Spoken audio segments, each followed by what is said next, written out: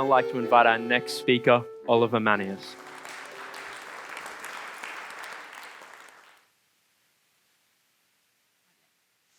Are you frustrated when you sit stuck in long lines of traffic for as far as the eye can see?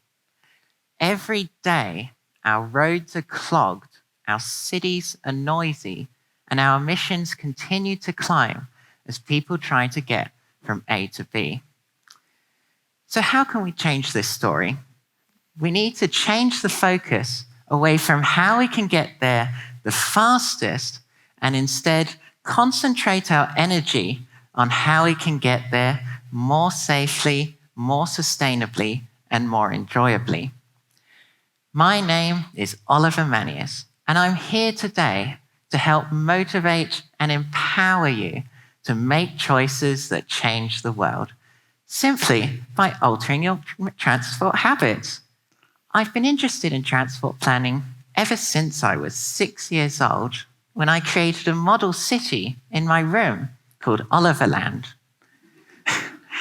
I used to rely on cars as my main mode of transport for the tiny city. Back then, I didn't have many toy cars, so this worked well. But as I started adding more cars to the city, I noticed that the streets were getting clogged with traffic. Now, I tried many things because I used to love cars, but then I realized that a whole new approach was going to be needed to tackle the problem. That is when I came across and put into practice sustainable transport options of public and active transport. Now, I'm sure you all know what public transport is, but what about active transport? Well, it's any physical activity that gets you from A to B, like walking, running, jogging, scootering, cycling, and even rollerblading. After recognizing improvements in Oliverland, I looked hard at the real world. This led me to begin studying urban and regional planning so I could get a glimpse about how these options can work in real urban environments and to understand what the challenges are in getting there. So, what are our biggest challenges? Cluttered roadways, unacceptable emissions and air quality, environmental degradation, transport inequality, dangerous walking and cycling environments, and compromised road safety. So how can we change that story? In my 12th grade at Hillbrook School, I created the position of Road Safety Ninja to help keep students at my school safe. So I was out there most days in my high-vis jacket, making sure students were crossing at the right place and looking both ways before crossing the busy road. It was a rewarding duty filled with high responsibility. As I continued this role throughout the year, helping students cross the busy stream of fast-moving traffic, I realized something. For my position to exist, we must be doing something wrong. Why have we created a transport network so heavily reliant on cars that causes so much danger and contributes to the planet's environmental problems? Instead of thinking about it in a detached way, we need to think about what part we might play in the problem. To do this, let's think about ourselves as part of that traffic jam rather than seeing it as an external problem. You might have already been thinking about reducing your transport emissions, but not knowing where to start. Well, I'm here to help. I invite you to journey with me to discover how you can get from A to B, often in less time and in a more sustainable way. I believe public and active transport is the answer, not just in Oliverland, but in the real world. Let's first look at the benefits that public transport can bring. According to TransLink, bus, train, ferry, and tram travel significantly reduces reliance on fossil fuels, making it at least twice as energy efficient as private cars. In fact, one full bus can take more than 50 cars off the road, and one full train can take more than 600 cars off the road. Fewer cars means less congestion and the scaling back of carbon emissions. So what can we do as a society to make this dream a reality? Well, we need to work with our governments, local, state, and federal, to provide dedicated transport infrastructure that can cope with growing demand.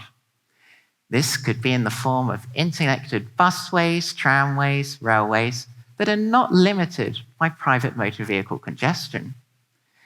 The more separated transport corridors we have and the more people use them, we will see a noticeable reduction in congestion on our roads. It's a win-win for commuters and the planet.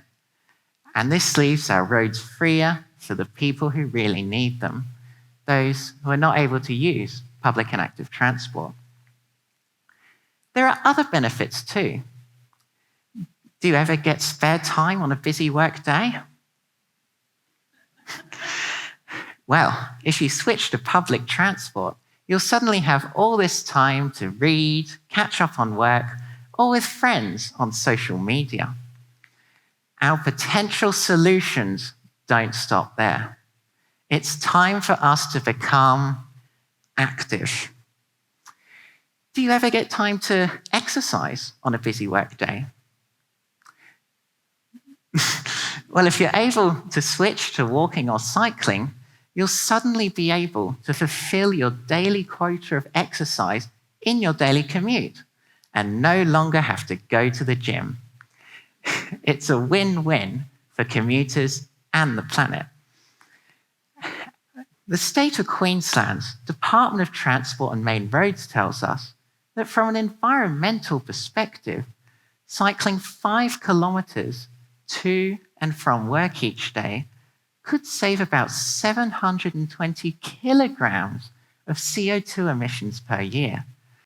Moreover, cycling is a very efficient mode of transport when you have the appropriate infrastructure, such as separated bikeways, shared paths, bicycle lanes, bike racks, and useful things like bicycle repair stations.